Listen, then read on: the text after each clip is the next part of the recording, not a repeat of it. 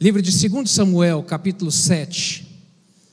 Bendito seja o Deus de toda glória, aquele que vive e reina para todo sempre.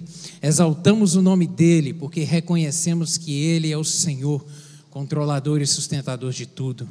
Glória a Deus. 2 Samuel, capítulo 7. Abra, por favor, aí. A partir do verso 1, diz assim a palavra do Senhor. E sucedeu que, estando o rei Davi em sua casa, e que o Senhor lhe tinha dado descanso de todos os seus inimigos em redor, disse o rei ao profeta Natã: Ora, olha, eu moro em casa de cedros, e a arca de Deus mora dentro de cortinas. E disse Natã ao rei: Vai e fazes tudo quanto está no teu coração, porque o Senhor é contigo. Porém sucedeu naquela mesma noite que a palavra do Senhor veio a Natã, dizendo: Vai e dize a meu servo Davi: Assim diz o Senhor: Edificar-me-ias tu casa para a minha habitação? Porque em casa nenhuma habitei, desde o dia em que fiz subir os filhos de Israel do Egito, até o dia de hoje, mas andei em tenda e em tabernáculo.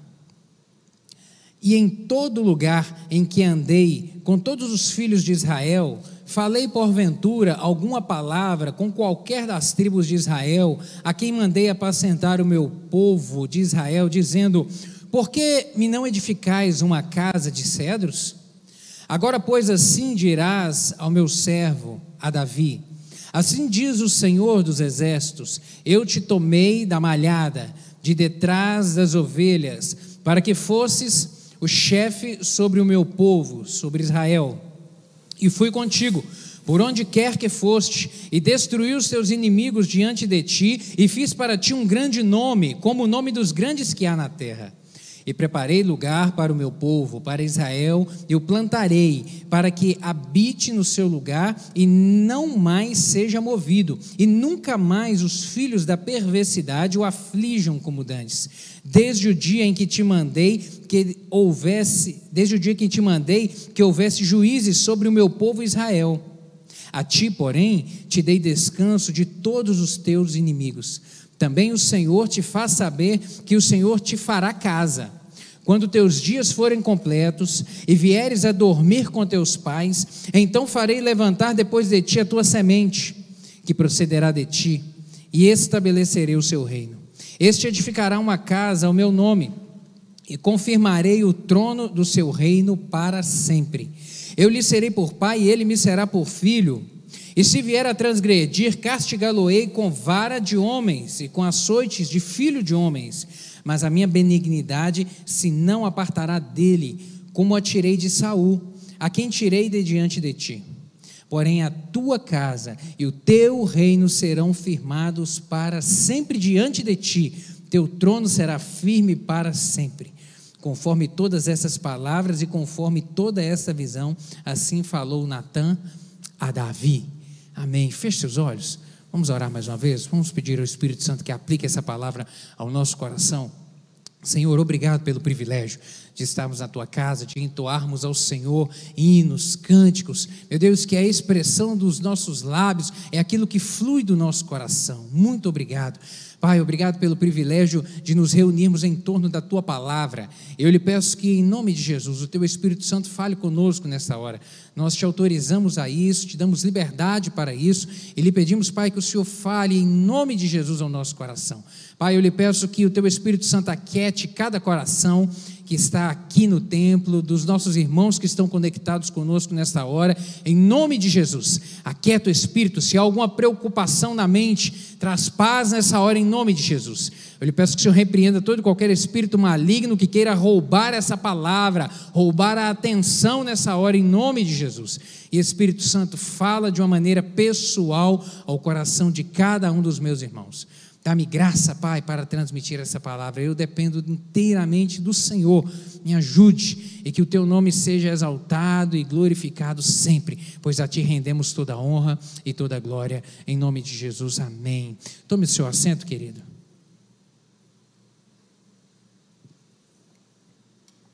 Deus, Ele conhece todos os nossos dias. porque o Senhor é onisciente, o Senhor tudo vê, o Senhor tudo conhece. A palavra do Senhor diz que nada passa desapercebido aos seus olhos, e os seus olhos passam por toda a terra, e Ele contempla todas as coisas. Ele sabe de tudo. Ele sabe do seu ontem, Ele conhece o seu hoje, e o seu amanhã, Ele já sabe o destino dele. Ele conhece os seus passos. A Bíblia, ela nos diz que o Senhor, embora conheça tudo, Ele ainda faz planos bons a nosso respeito. Ele deseja o bem para nós. Aquilo que está no coração dEle, aquilo que flui do coração dEle em relação a nós, sua criatura, obra-prima da criação que Ele fez nessa terra, são planos bons. O profeta Jeremias vai dizer isso no capítulo 29, verso 11 do seu livro. Instruído pelo Espírito Santo, ele diz que eu é que sei que pensamentos tenho a vosso respeito, diz o Senhor, pensamentos de paz e não de mal, para vos dar o fim que desejais. Aquilo que Deus pensa sobre você é coisa boa. Você tem conhecimento disso? Você tem certeza disso? Você tem convicção disso? Você pode dizer amém?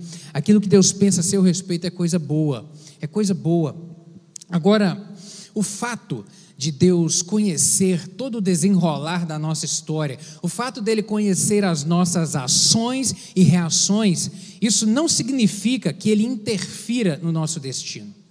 Isso não significa. Ele não estabelece o que irá acontecer, mas ao inverso, ele nos dá liberdade para isso. Ele não determina o nosso futuro, mas ele nos dá liberdade para escrever todos os nossos dias. Todos os nossos dias. Toda manhã, quando você abre os seus olhos, é uma oportunidade nova que Deus está te dando para escrever mais uma página do livro da sua história. Toda manhã.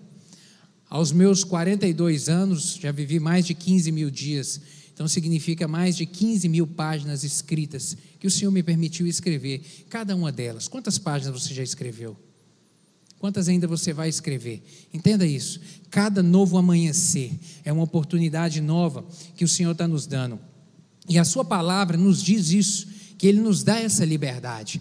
Profeta Isaías, capítulo 48, versos 17 e 18, ele vai dizer o seguinte: assim diz o Senhor, o seu Redentor, o Santo de Israel, eu sou o Senhor, o seu Deus, que lhe ensina o que é melhor para você, que o dirige no caminho em que você deve ir. Se tão somente você tivesse prestado atenção às minhas ordens, sua paz seria como um rio, sua retidão como as ondas do mar. O profeta vem dizer que, olha, o Senhor dá a direção, o Senhor mostra o caminho, o Senhor aponta para a melhor opção, o Senhor instrui aonde a gente deve caminhar, mas sou eu e você que decidimos todos os dias o caminho que a gente vai percorrer. O Senhor nos mostra, Ele deixou a sua revelação para nós, para mim e para você, que é a sua palavra. Todas as diretrizes que precisamos para caminhar bem, para sermos bem-sucedidos, estão aqui. Mas cabe a mim e a você decidirmos perfilhar esse caminho, traçar essa história, escrever de acordo com aquilo que é o querer e a vontade do Senhor para as nossas vidas. Os personagens da Bíblia, quando voltamos os olhos para ela, nós percebemos que todos eles eram gente como a gente. Eram gente como a gente, sabe? Não eram pessoas especiais, não eram pessoas extraordinárias, não eram pessoas superdotadas de algo sobrenatural, não. Eram gente como a gente. Gente que tinha alegrias, gente que chorava, gente que sofria, gente que viveu momentos de paz, mas também momentos de grandes tempestades nas suas vidas. Gente como a gente, sabe? E o que é maravilhoso da gente olhar para esses registros bíblicos é ver que a Bíblia não esconde os defeitos e os erros dos seus heróis e das suas heroínas. Não esconde.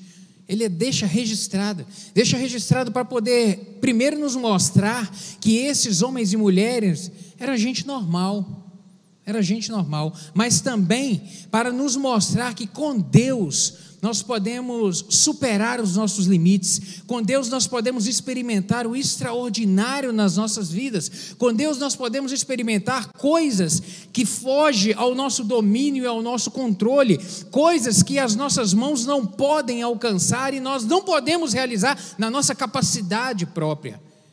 O registro é para fortalecimento da minha fé e da sua fé. esses fatos, esses acontecimentos, é para nos mostrar que é um Deus que tem toda a autoridade no céu e que se move na terra também a nosso respeito, a respeito daqueles que nele confiam, daqueles que nele dependem.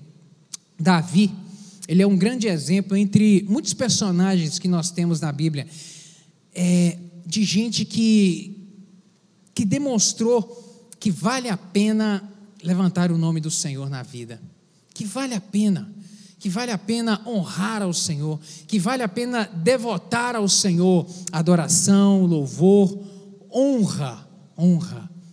Nós vemos através do exemplo desse homem, assim, coisas extraordinárias que Deus realizou, mas simplesmente pelo fato dele decidir no seu coração levantar o nome do Senhor.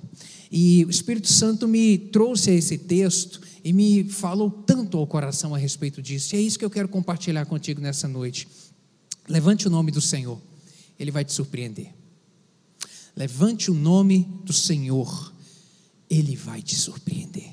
Ele vai te surpreender de maneiras extraordinárias, Ele vai te surpreender de formas sobrenaturais, querido, porque Ele é um Deus do sobrenatural.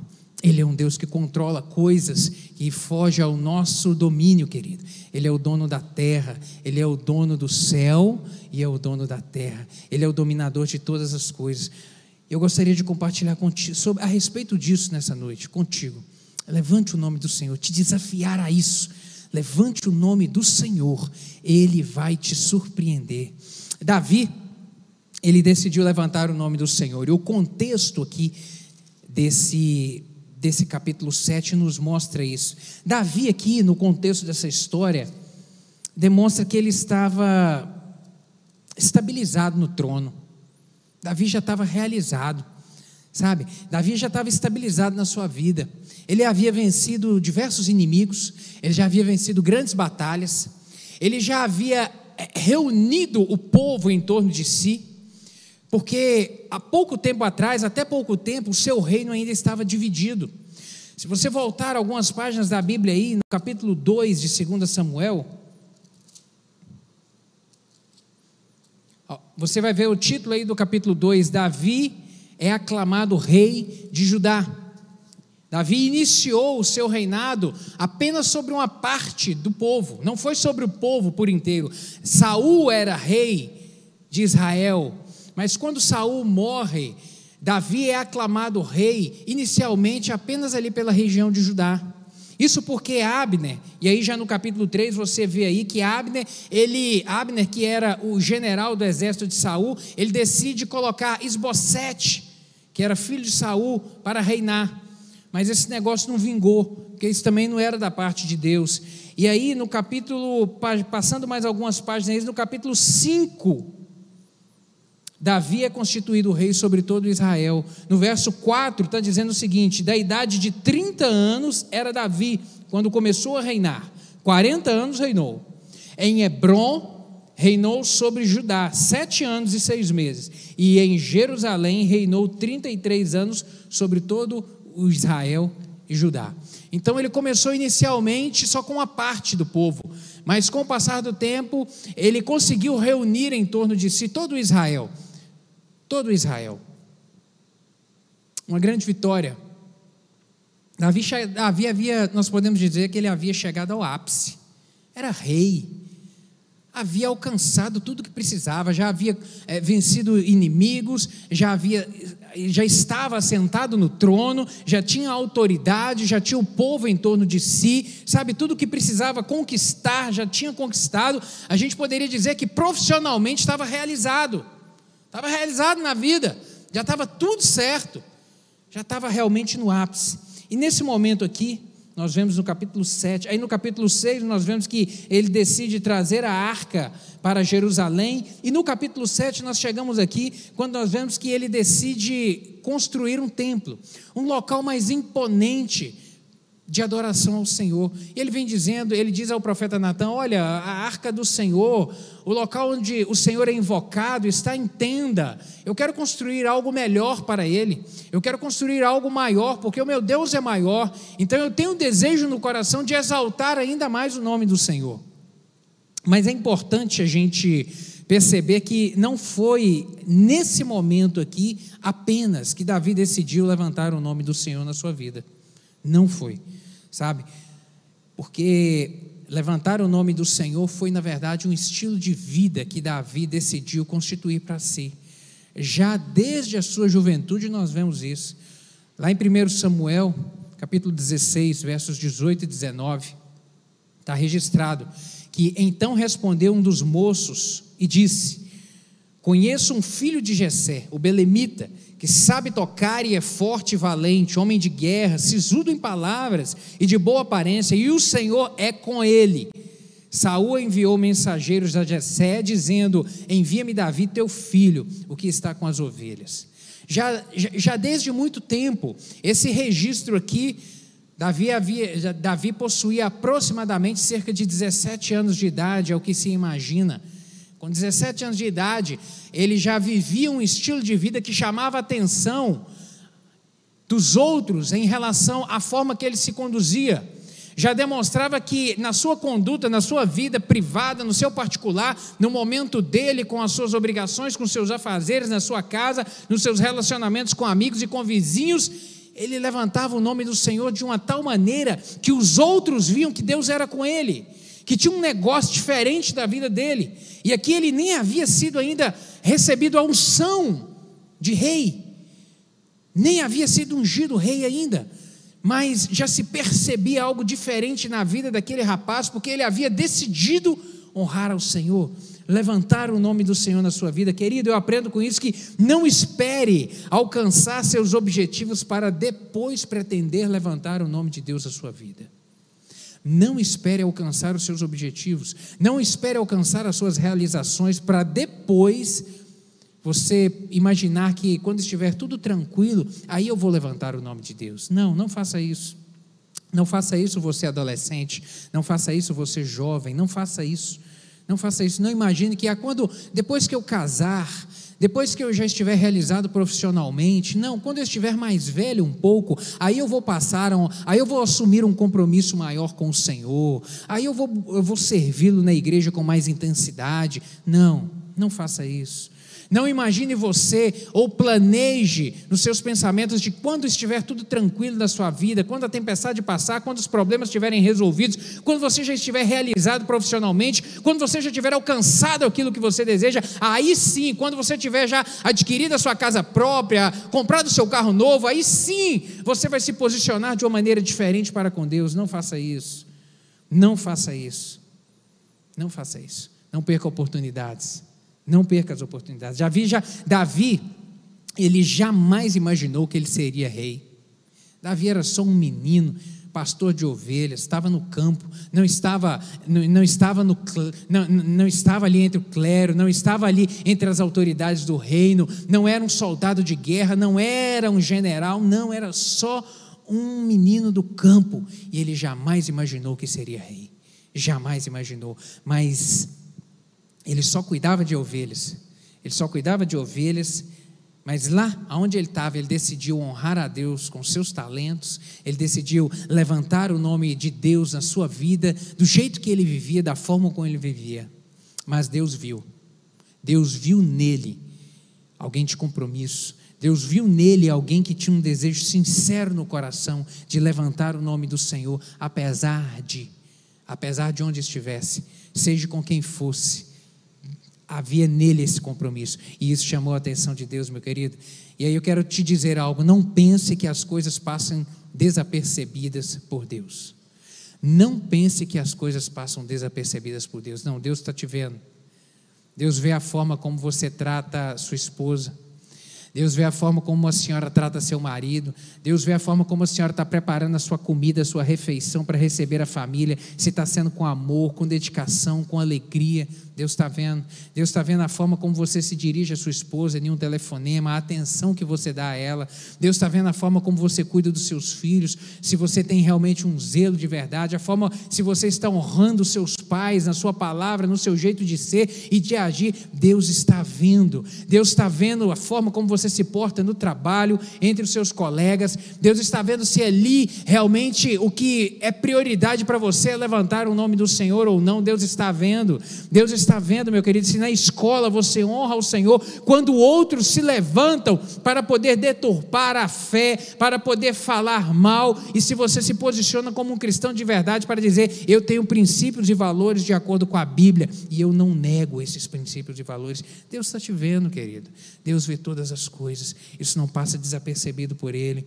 Ele vê o seu jeito de ser, Ele vê o seu desejo de servi-lo, o seu desejo de vir ao templo para poder adorar ao Senhor, o seu desejo no coração. Se você se organiza, se você realmente se programa, e no dia que tem reunião, no dia que tem um encontro da congregação dos santos, se é prioridade sua, hoje eu vou adorar ao Senhor, hoje eu tenho um encontro com Deus, hoje eu tenho um momento que eu decidi reservar para buscar o Senhor, para exaltar o nome dEle junto com os meus irmãos. Deus sabe se isso é prioridade para você, querido. Deus vê as suas motivações, Deus vê onde você está, Deus conhece a sua agenda, nada passa desapercebido disso, nada passa desapercebido por Ele. Apóstolo Pedro, lá no capítulo 3, verso 12, ele vai falar uma palavra muito específica sobre isso. Ele diz que, porque os olhos do Senhor repousam sobre os justos, e os seus ouvidos estão abertos às suas súplicas, mas o rosto do Senhor está contra aqueles que praticam os males. Ele vem dizer que os olhos do Senhor estão sobre os justos. Você é justo? Você é lavado e remido no sangue do Cordeiro? Você é filho de Deus? Você exalta o nome do Senhor na sua vida? Você tem compromisso com Deus? Os olhos dele estão sobre você. Ele está te vigiando, Ele te acompanha, mas aí você cria consciência de que os olhos dele estão sobre você, não para poder te acusar, não para poder te punir, não para poder vigiar a eventual falha sua para te penalizar. Não, querido, os olhos do Senhor estão sobre nós, não com essa finalidade, mas estão sobre nós, repousam sobre nós para nos guiar, para nos corrigir quando necessário for, mas também para nos animar, para nos levantar. O Senhor sabe no dia que você está enfraquecido, o Senhor sabe o dia que você às vezes nem tem vontade de levantar da cama, mas Ele sabe, Ele envia uma provisão de força e de ânimo e de vigor para você nesse dia. Os olhos do Senhor estão sobre você para te abençoar. Você pode dizer amém? Os olhos do Senhor estão sobre mim para me abençoar. Ele me acompanha, Ele me acompanha. Não permita, querida, não permita que os compromissos, que os afazeres, que os projetos, que os sonhos, que as realizações que estão no seu coração, venham causar distração, venham promover distração, ou te faça esquecer realmente, ou venham te afastar daquilo que é o principal, o Senhor é o principal. O sábio Salomão vem dizer isso, Eclesiastes capítulo 12, verso 13, agora que já se ouviu tudo, aqui está a conclusão: tema a Deus e guarde os seus mandamentos, pois isso é o essencial para o homem. Teme a Deus, guarda os seus mandamentos, isso é o essencial, isso é o principal, é disso que eu e você precisamos para caminharmos bem, para vivermos bem nessa terra, O exemplo, quando voltamos os olhos para a Bíblia, nós vemos exemplo de pessoas, que foram surpreendidas, porque decidiram levantar o nome do Senhor.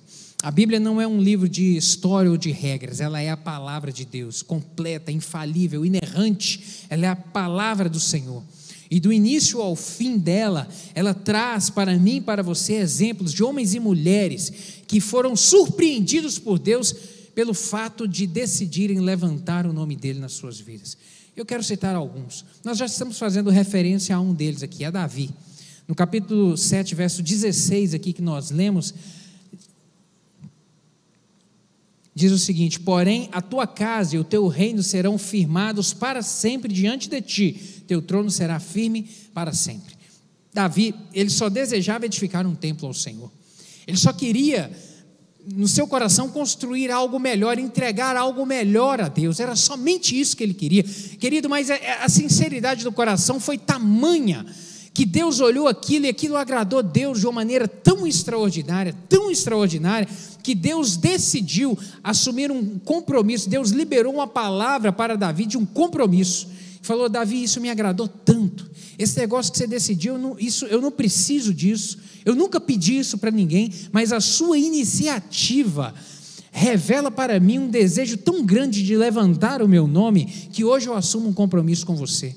Toda a sua descendência será abençoada, o seu reino será estabelecido a partir de hoje, e nós vemos isso na história de Israel. O reino foi dividido.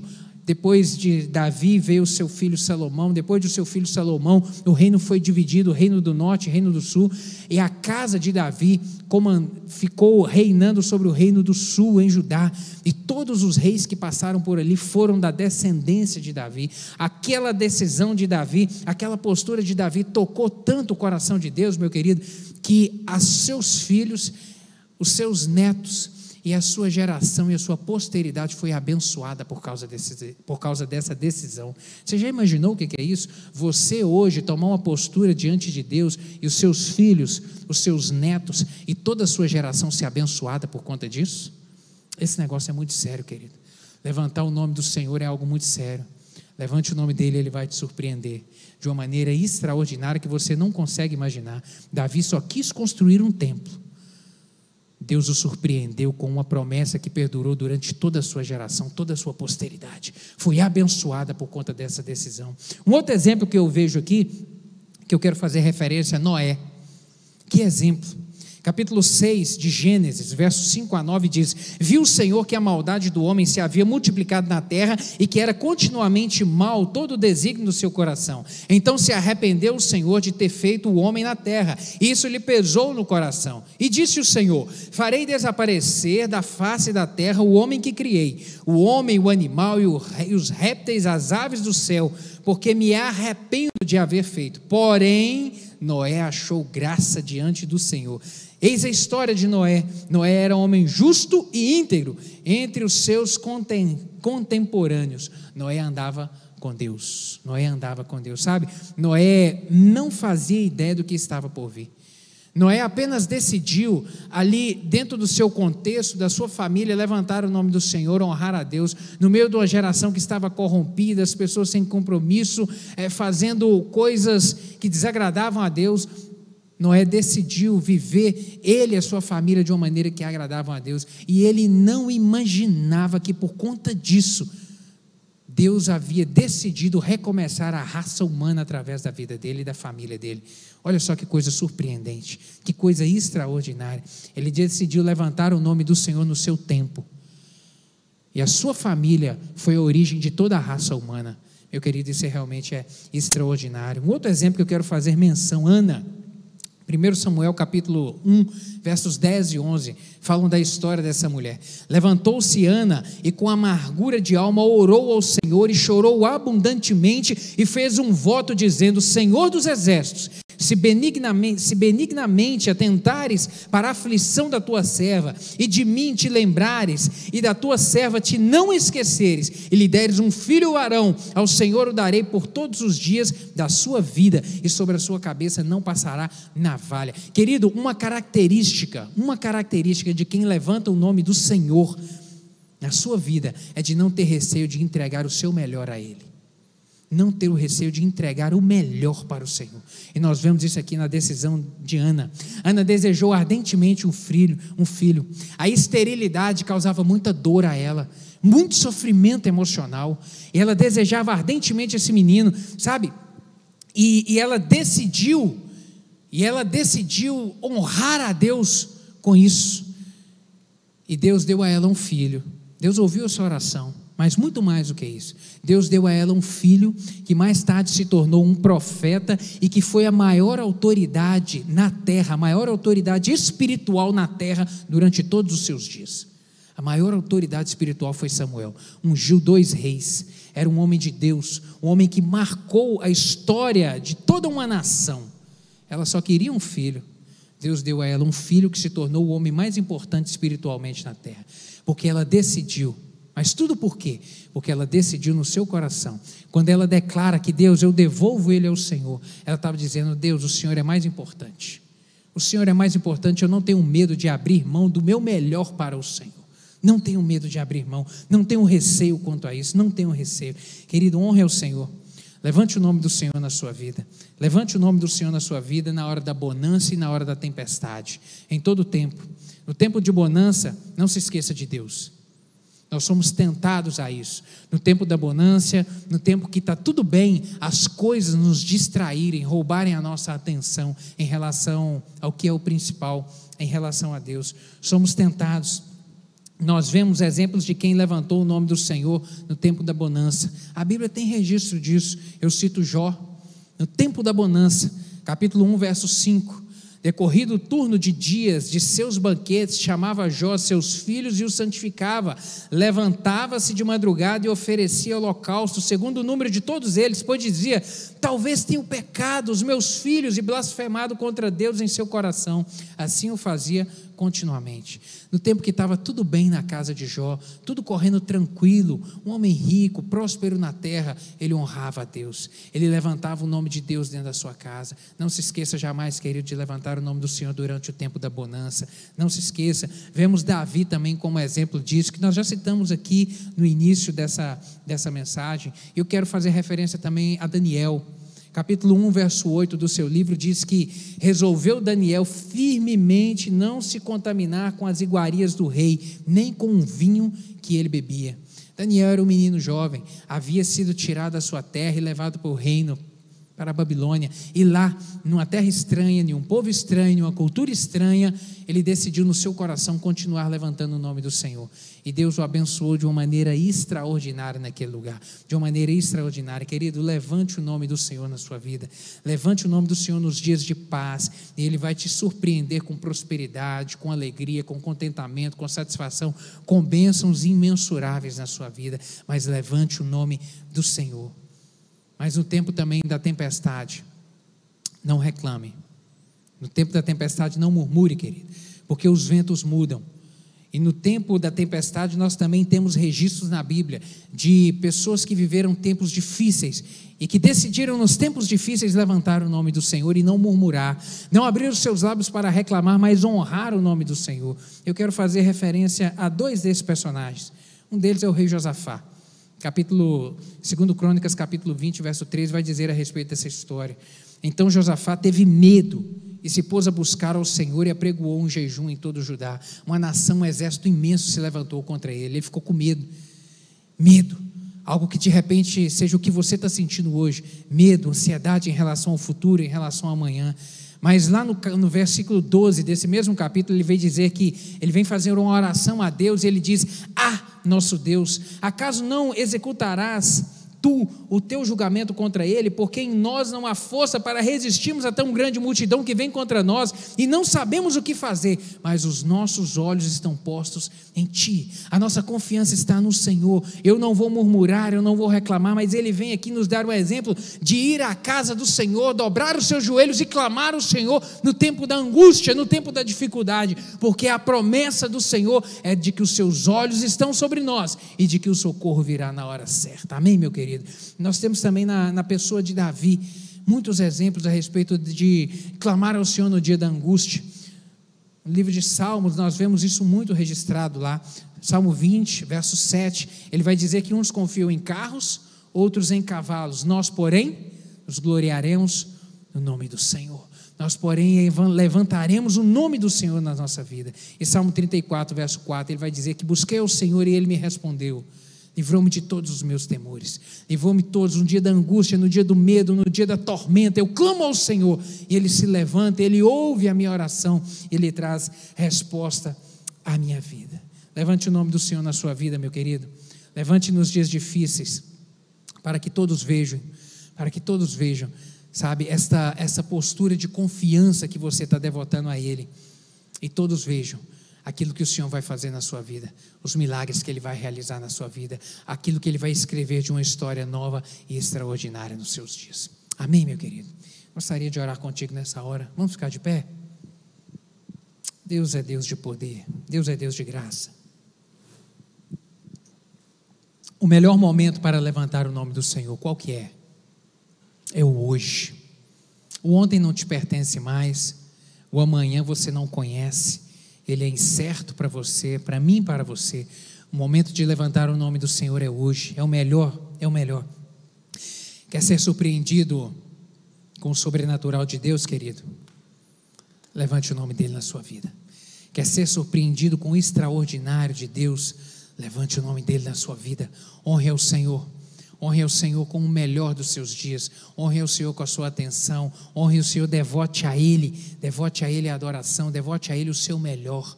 Levante o nome do Senhor na sua vida para que todos vejam quem é o Senhor para você, e Ele vai te surpreender. Em nome de Jesus. Se essa palavra fez sentido para você, coloque a mão no seu coração, eu quero orar contigo. Você que nessa noite quer decidir levantar o nome do Senhor ainda mais alto. Davi já honrava o Senhor, Davi já levantava o nome do Senhor, mas ele decidiu fazer algo ainda maior, algo ainda mais, para honrar ainda mais o nome do Senhor. Isso chamou a atenção de Deus. Pai, em nome de Jesus, obrigado pela Tua palavra, obrigado por essa instrução, meu Deus, obrigado por este ensinamento que podemos extrair dela, meu Deus, que hoje fala conosco, que nos desafia a levantar o nome do Senhor nas nossas vidas. Meu Deus, se queremos, ó Deus, a bênção do Senhor, se queremos chamar a Tua atenção, meu Deus, temos que tomar posturas nas nossas vidas. O Senhor nos dá a liberdade de decidirmos como queremos viver. Pai, a Tua palavra nos mostra que a melhor maneira de viver é levantando o nome do Senhor, é sendo aliançado com o Senhor, é tendo compromisso com o Senhor. Meu Deus, e em nome de Jesus, eu lhe peço que o Teu Espírito Santo complete essa palavra no coração dos meus irmãos. O Senhor sabe, meu Deus, aqui o desejo de cada um de assumir uma postura nova com o Senhor. Meu Deus, decisões que estão sendo tomadas, de a partir de hoje, meu Deus, escrever uma história nova com o Senhor. Confirma, meu Deus, eu lhe peço essa palavra, confirma com sinais e prodígios, meu Deus, e surpreenda em nome de Jesus o Teu povo com coisas extraordinárias do Senhor. É o que eu lhe peço em nome de Jesus. Amém. Tome posse dessa palavra, meu querido. Deus te abençoe.